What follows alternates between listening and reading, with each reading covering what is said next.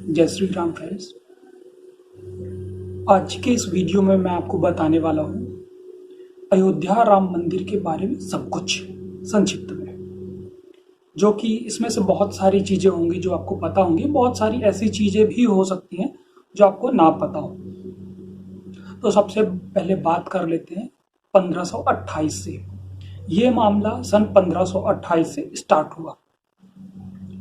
1528 में सबसे पहले यहाँ पे मस्जिद बनाया गया, जिसमें हिंदुओं का ये मानना है कि ये श्री राम की जन्मभूमि है। उसके बाद 1853 में पहली बार इस जमीन को लेकर विवाद खड़ा हुआ। हिंदुओं ने बोला कि ये जमीन हमारी है और यहाँ पे हमारा अधिकार है। उसके बाद 1859 में 1859 में अंग्रेजों ने देखा कि हिंदू और मुस्लिम आपस में लड़ाई कर रहे हैं, तो उन्होंने ये डिसीजन दिया कि इस पे हिंदू भी पूजा कर सकते हैं और मुस्लिम भी इस पे नमाज पढ़ सकते हैं। ये हो गई 1859 के बाद। उसके बाद 1949 में मस्जिद के अंदर लड़ाई करके राम जी की मूर्ति स्थापित की गई और धीरे धीरे ऐसा देख के तनाव बढ़ने लगा।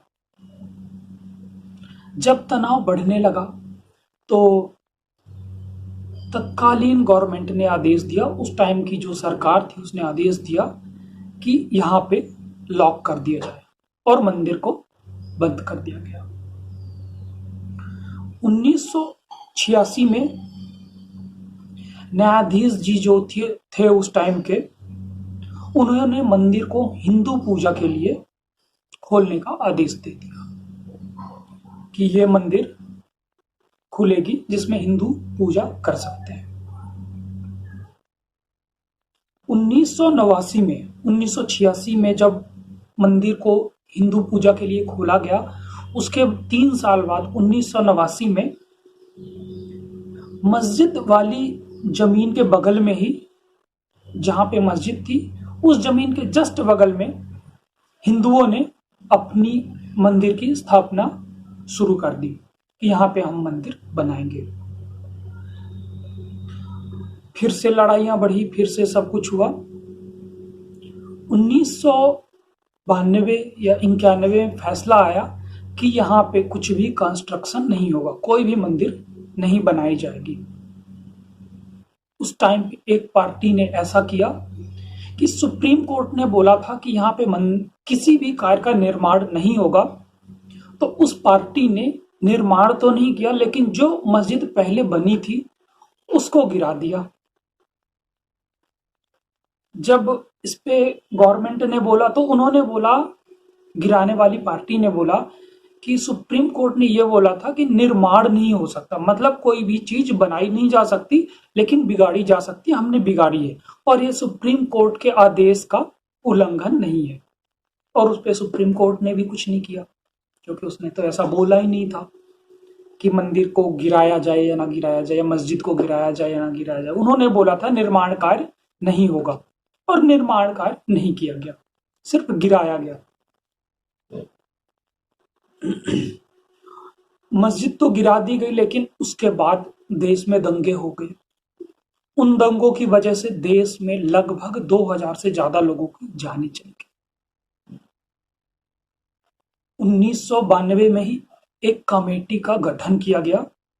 उस कमेटी को बोला गया कि आप इस पूरे मामले की जांच करें और इस जांच की जो आपको रिपोर्ट देनी है वो 3 महीने के अंदर प्रेजेंट करें।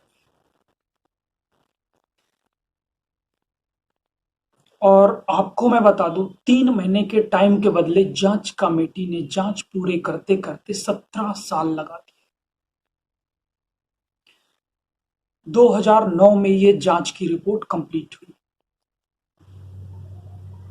2009 में जब ये जांच की रिपोर्ट आई, उस टाइम पे मनमोहन जी प्रधानमंत्री थे। जब रिपोर्ट आई रिपोर्ट सौंपी गई, उस रिपोर्ट को देखा गया। वो रिपोर्ट थी 700 पन्नों की। 700 पन्नों की रिपोर्ट तत्कालीन प्रधानमंत्री जी को सौंपी गई। इस बारे में जब भी बात होती कि जांच की रिपोर्ट दी जाए, 48 बार जांच कमेटी ने टाइम मांगा। 17 साल में 48 बार जांच कमेटी ने टाइम मांगा कि हमको और टाइम चाहिए, और 48 बार टाइम इसका बढ़ाया गया 3 महीने के बदले। इन 17 सालों में लगभग 8 करोड़ से ज्यादा रुपए खर्च हुए। 8 करोड़ रुपए से ज्यादा पैसा खर्चा हुआ इन 17 सालों में सिर्फ जांच की रिपोर्ट तैयार करने में। एक इंपॉर्टेंट फैक्ट ये भी है, जो एक सीनियर वकील ने बताया है, कि यूपी के पूर्व मुख्यमंत्री और नेता कल्याण सिंह जी का नाम 400 पन्नों 700 पन्नों में 400 से ज्यादा बार लिया गया है। वहीं मनोहर जोशी जी के नाम का उल्लेख और श्री लाल कृष्ण आडवाणी जी के नाम का उल्लेख 200 के आसपास 200 बार के आसपास किया गया है। इस पूरे मामले की जानकारी या कि इस पूरे मामले की जो सुनवाई है वो कोर्ट में 399 बार स्थगित की गई है। हर बार सुप्रीम कोर्ट बोलती थी कि इस मामले की सुनवाई इस तारीख तक के लिए स्थगित की जाती है। यह सबसे इंपॉर्टेंट है कि 399 बार इस मामले की सुनवाई हुई है।